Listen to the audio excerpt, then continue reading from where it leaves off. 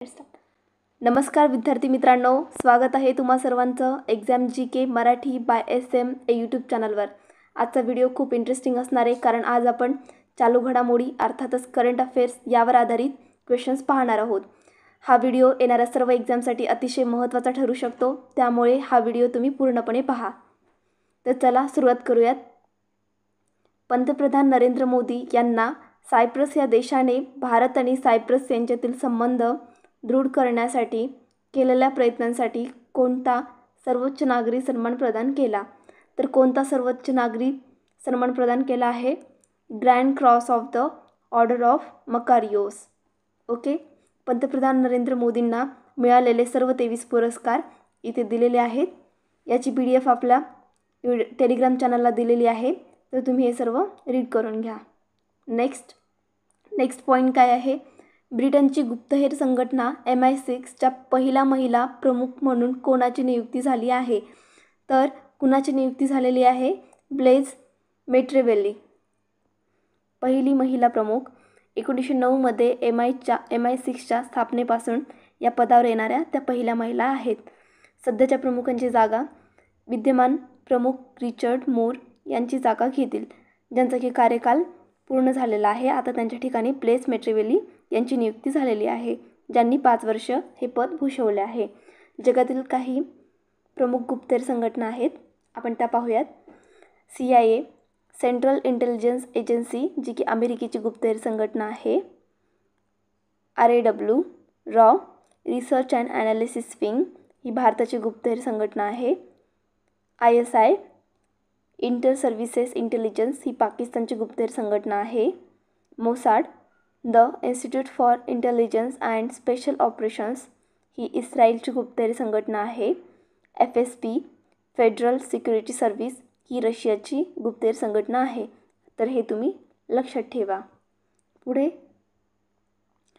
Cash plus model हा एक pilot प्रकल्प आहे, जो की राजस्थान सरकारद्वारे राबवला गेलेला भारतातील पहिला राज्य नेतृत्वाखालील पायलट प्रकल्प आहे। याचं उद्दिष्ट काय आहे? तर माता आणि बालकांचे पोषण सुधारणं हे या प्रकल्पाचं उद्दिष्ट आहे। पुढे महाराष्ट्रात 22 जुलै हा दिवस शुद्ध देशी गोवंश जतन व संवर्धन दिन म्हणून साजरा होणार आहे। तर यामागे उद्देश काय आहे? देशी गाईच्या प्रजातींचे संरक्षण आणि संवर्धन करणे हा यामागचा उद्देश आहे। लक्ष काय आहे? देशी गोवंश आधारित कृषी, अर्थव्यवस्था आणि संस्कृतीला चालना देणे। याचा फायदा काय आहे? देशी गायींच्या उपयुक्ततेबद्दल जनजागृती करणे। ओके, तर महाराष्ट्रामध्ये 22 जुलै हा दिवस शुद्ध देशी गोवंश जतन व संवर्धन दिन म्हणून साजरा होणार आहे, हे तुम्ही लक्षात ठेवा। पुढे पाहू आपण 26वी आशियाई ॲथलेटिक चॅम्पियनशिप 2025ला होणार आहे। तर त्याचं स्थळ आहे गुमी, दक्षिण कोरिया। त्याचा कालावधी आहे 27 ते 31 मे 2025। हे पण तुम्ही लक्षात ठेवा, खूप महत्त्वाचं आहे। भारताची कामगिरी बघू आपण। एकूण 24 पदके भारताने मिळवलेले आहेत, ज्यामध्ये 8 सुवर्ण पदके आहेत, 10 रौप्य आणि 6 कांस्य। आणि भारताचा पदतालिकेत दुसरे स्थान आहे। टॉप 3 देश आलेले आहेत पदक तालिकेत। तर पहिला देश आहे चीन, 19 सुवर्ण, 9 रौप्य, 4 कांस्य, एकूण 32 पदके मिळवलेली आहेत चायनाने। भारत हा दुसऱ्या नंबरवर आहे, 8 सुवर्ण, 10 रौप्य, 6 कांस्य, एकूण 24 पदके मिळवलेली आहेत भारताने। 3 नंबरला आहे जपान, 5 सुवर्ण, 11 रौप्य, 12 कांस्य, असे टोटल एकूण 28 पदके जपानने मिळवलेली आहेत। तर भारताने एकूण 24 पदके मिळवलेली आहेत आणि पदक तालिकेत दुसरं स्थान आलेलं आहे भारताचं। नेक्स्ट काय म्हटले या पॉईंटमध्ये? साताऱ्यात होणाऱ्या 99व्या अखिल भारतीय मराठी साहित्य संमेलनाच्या स्वागताध्यक्षपदी शिवेंद्रराजे भोसले यांची निवड करण्यात आलेली आहे। हे तुम्ही लक्षात ठेवा, खूप महत्त्वाचं आहे। अखिल भारतीय मराठी साहित्य संमेलनाच्या आत्तापर्यंतच्या 94व्या, 95व्या, 96व्या, 97व्या, 98व्या स्वागताध्यक्षपदी आपण कोण होतं तर ते बघूयात। 94 त्याचं स्थळ होतं नाशिक, अध्यक्ष होते जयंत नारळीकर। 95 अखिल भारतीय मराठी साहित्य संमेलन, त्याचं स्थळ होतं लातूर, अध्यक्ष भारत सासणे. 96 होतं, त्याचं स्थळ होतं वर्धा, अध्यक्ष होते नरेंद्र चपळगावकर. हे तुम्ही लक्षात ठेवा. 97 स्थळ होतं अमळनेर, अध्यक्ष होते डॉक्टर रवींद्र शोभणे. 98 स्थळ होतं नवी दिल्ली आणि अध्यक्ष होते डॉक्टर तारा भवाळकर. तर हे तुम्ही लक्षात ठेवा. साताऱ्यात होणाऱ्या 99व्या अखिल भारतीय मराठी साहित्य संमेलनाच्या स्वागताध्यक्षपदी शिवेंद्रराजे भोसले यांची निवड करण्यात आलेली आहे. पुढचा पॉईंट बघू आपण. IPL 2025चे विजेते. तर आर सी बी ही विजेती आहे IPLची 2025ची, रॉयल चॅलेंजर्स बंगळुरू. हे तुम्ही लक्षात ठेवा. तर उपविजेते आहेत पंजाब किंग्स. ओके, हा महत्त्वाचा पॉईंट आहे. पुढे जाऊ आपण. 51वे G7 शिखर संमेलन 2025 कॅनडा येथे सुरू झालेले आहे. 2024चं इटली येथे होतं, 2023चं जपान येथे, 2022चं जर्मनी येथे. हे तुम्ही लक्षात ठेवा. G7 सदस्य देश आहेत त्याचे, तर Canada, France, Germany, Italy, Japan, United kingdom, Britain, United states of America, याशिवाय युरोपियन युनियन EU देखील या परिषदेत सहभागी होते. तर तुम्ही लक्षात ठेवा. 51वे G7 शिखर संमेलन 2025चं तर कॅनडा येथे सुरू झालेलं आहे. पुढचा पॉईंट बघू आपण. अर्थशास्त्रज्ञ S. महेंद्र देव यांची आर्थिक सल्लागार परिषदेचे नवीन अध्यक्ष म्हणून नियुक्ती झालेली आहे. तर पूर्वीचे अध्यक्ष कोण होते? विवेक देबरॉय यांच्या निधनानंतर हे पद रिक्त होते आणि या ठिकाणी आता S. महेंद्र देव यांची आर्थिक सल्लागार परिषदेचे नवीन अध्यक्ष म्हणून नियुक्ती झालेली आहे. पुढे नेक्स्ट पॉईंट. जागतिक लिंगभेद निर्देशांक 2025मध्ये भारत 131व्या स्थानावर घसरला आहे. जागतिक लिंगभेद निर्देशांक 2025मध्ये आईसलँड या देशाने पहिला क्रमांक पटकावला आहे. सलग 16व्या वर्षी आईसलँड या क्रमवारीत अव्वल स्थानी आहे आणि भारताची क्रमवारी 148 देशांपैकी 131वे स्थान, मागील वर्षापेक्षा 2 स्थानांनी घसरणं. नेपाळ 125व्या, श्रीलंका 130व्या, भूतान 119व्या, मालदीव 138व्या आणि पाकिस्तान 148व्या क्रमांकावर आहे. तर तुम्ही लक्षात ठेवा. जागतिक लिंगभेद निर्देशांक 2025मध्ये भारत 131व्या स्थानावर घसरलेला आहे. पुढे 39वा राजश्री शाहू पुरस्कार 2025 तर कुणाला देण्यात आलेला आहे? डॉक्टर अभय बंग आणि डॉक्टर राणी बंग. 2023चा आहे आणि 2024चा आहे डॉक्टर जब्बार पटेल. 2024साठी नुकतीच घोषणा झालेली आहे. तर 2024साठी नुकतीच घोषणा झालेली आहे डॉक्टर जब्बार पटेल. तर 39वा राजश्री शाहू पुरस्कार 2025 त्याचे विजेते आहेत डॉक्टर जब्बार पटेल, जे की प्रख्यात चित्रपट व नाट्य दिग्दर्शक आहेत. वितरणाची तारीख काय आहे? 26 जून 2025. राजश्री शाहू महाराजांची 191वी जयंतीनिमित्त.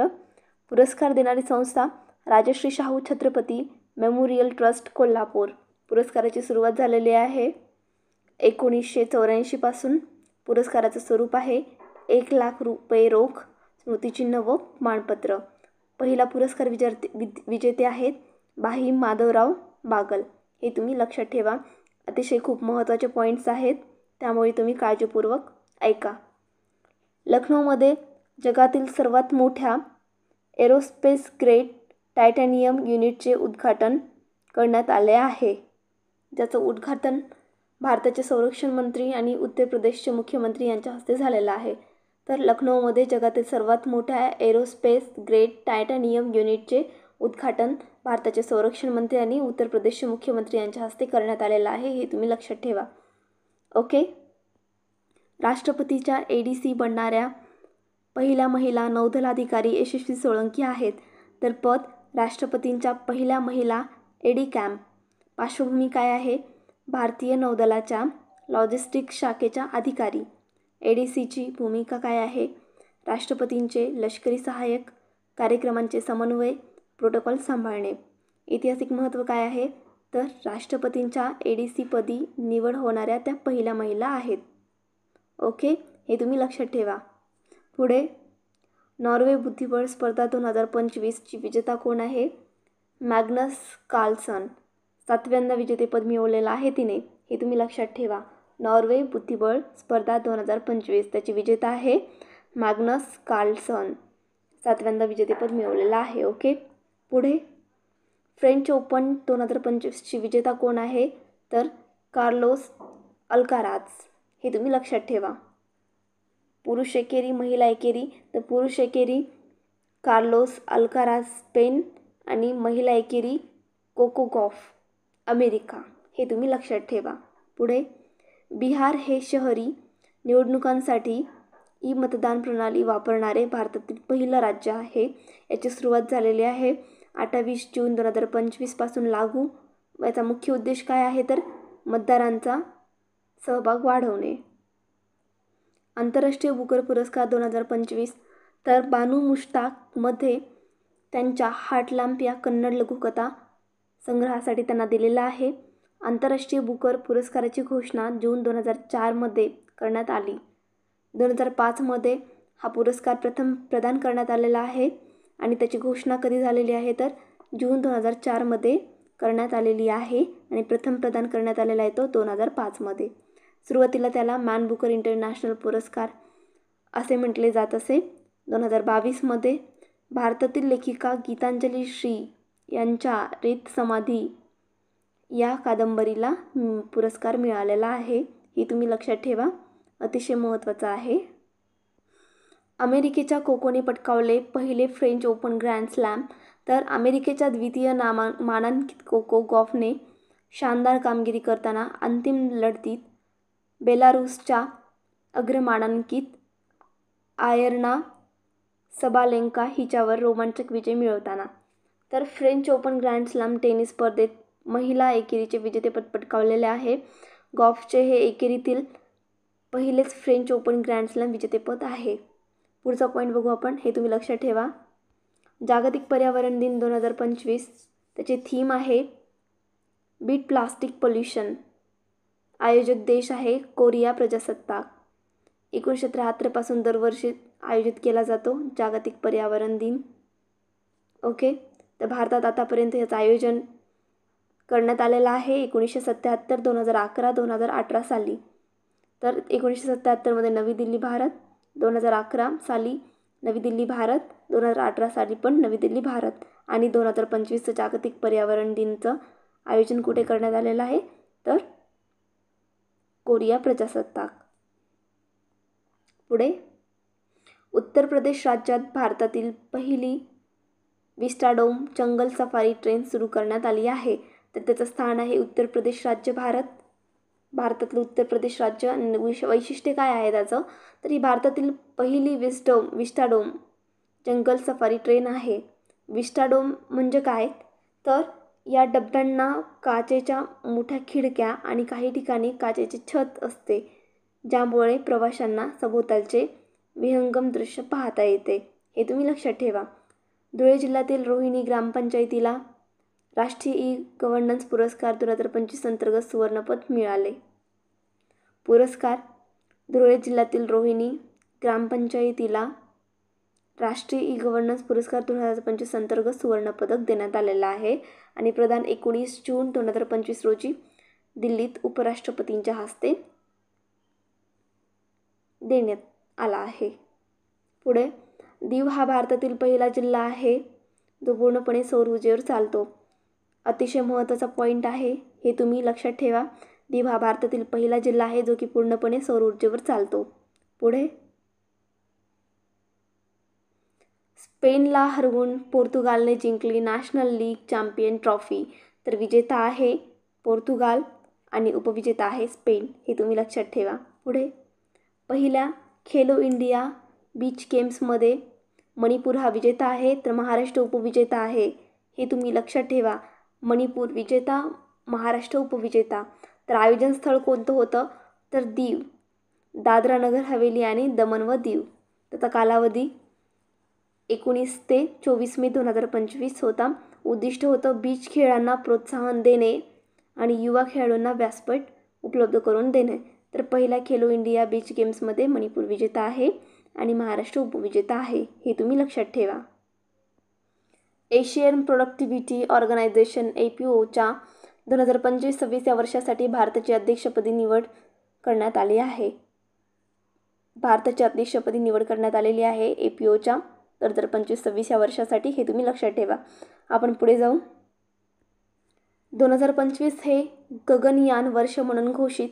तर भारतीय अंतराळ संशोधन संस्थेचे इस्रोचे प्रमुख व्ही नारायणन यांनी 2025 हे गगनयान वर्ष म्हणून जाहीर केलेले आहे. तर इस्रोची स्थापना कधी झालेली आहे? 15 ऑगस्ट 1969 रोजी झालेले आहे.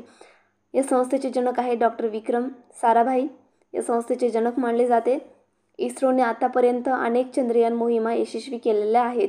तर 2025 हे गगनयान वर्ष म्हणून घोषित कोणी केलेलं आहे? इस्रोने केलेलं आहे, व्ही नारायणन यांनी.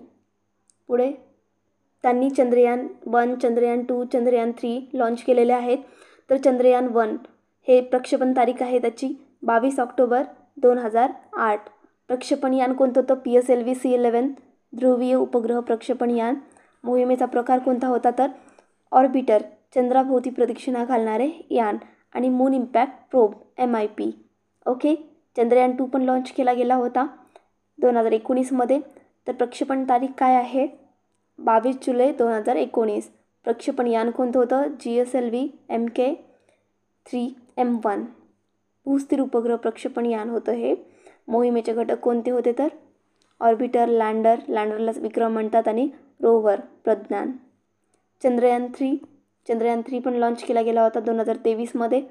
तर याची प्रक्षेपण तारीख कोणती आहे? 14 जुलै 2023. प्रक्षेपण यान कोणतं होतं? LVM-3M4 launch vehicle mark 3.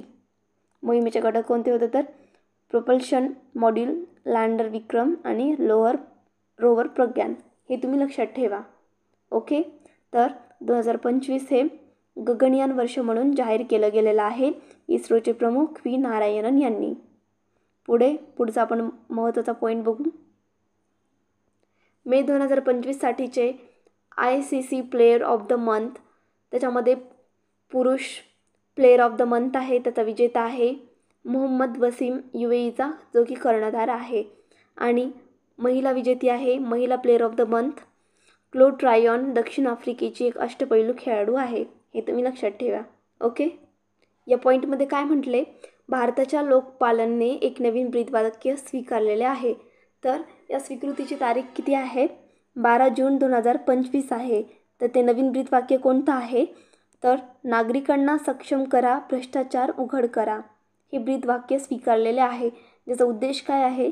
संस्थात्मक दृश्यमानता आणि सार्वजनिक पोहोच वाढवणे. त्याची तारीख आहे 19 जून 2025. भारताच्या लोकपालांने हे ब्रीदवाक्य स्वीकारलेलं आहे. नागरिकांना सक्षम करा आणि भ्रष्टाचार उघड करा, हे तुम्ही लक्षात ठेवा, महत्त्वाचं आहे.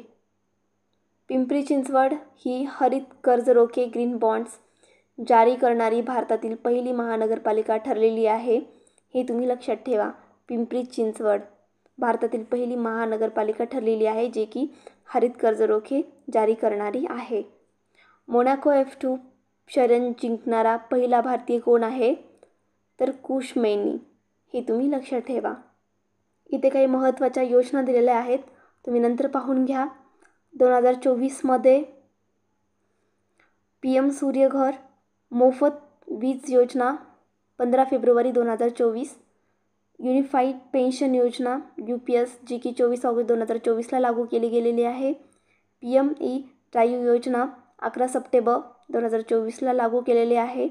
MPS वात्सल्य योजना 18 सप्टेंबर 2024ला लागू केलेली आहे. वर काही महत्त्वाच्या योजना दिलेल्या आहेत, तुम्ही नंतर PDF पाहून घ्या. पुढे ISSF विश्वचषक स्पर्धा 2025, जी की म्युनिकमध्ये केलेली आहे. त्याचं स्थळ आहे ऑलिम्पिक शूटिंग रेंज म्युनिक, जर्मनीच्या म्युनिक या सिटीमध्ये. भारताची कामगिरी बघू आपण 2025मध्ये. तर भारताने एकूण 4 पदकं, 2 सुवर्ण आणि 2 कांस्य. तर सुवर्णपदके कोणी मिळवलेले आहेत? सुरुची सिंग महिला 10M एअर पिस्तूल, आर्या बोरसे आणि अर्जुन बाबुता 10M एअर रायफल मिश्र संघ. इथे काही साहित्य अकादमी बालसाहित्य पुरस्कार 2025चे आहेत वेगवेगळ्या भाषांमधले. तर आपण मराठी भाषेचा साहित्य अकादमी पुरस्कार कुणाला दिलेला आहे तर सुरेश सावंत यांना आभाळमाया कवितेसाठी. ओके, हे तुम्ही लक्षात ठेवा. साहित्य अकादमी बाल साहित्य पुरस्कार 2025चा मराठी भाषेतील आभाळमाया या कवितेसाठी सुरेश सावंत यांना देण्यात आलेला आहे. खूप महत्त्वाचे आहेत, हे तुम्ही वाचून घ्यानंतर. तर अशा प्रकारे आपण चालू घडामोडी पाहिलेल्या आहेत. हा व्हिडिओ अतिशय महत्त्वाचा आहे, सर्वांनी पूर्णपणे पहा. ज्यांनी कोणी आपल्या चॅनलवर नवीन असेल त्यांनी सबस्क्राईब करायला विसरू नका. तर आज आपण इथेच थांबूयात, भेटू पुढील व्हिडिओमध्ये. ओके, थँक्यू, धन्यवाद.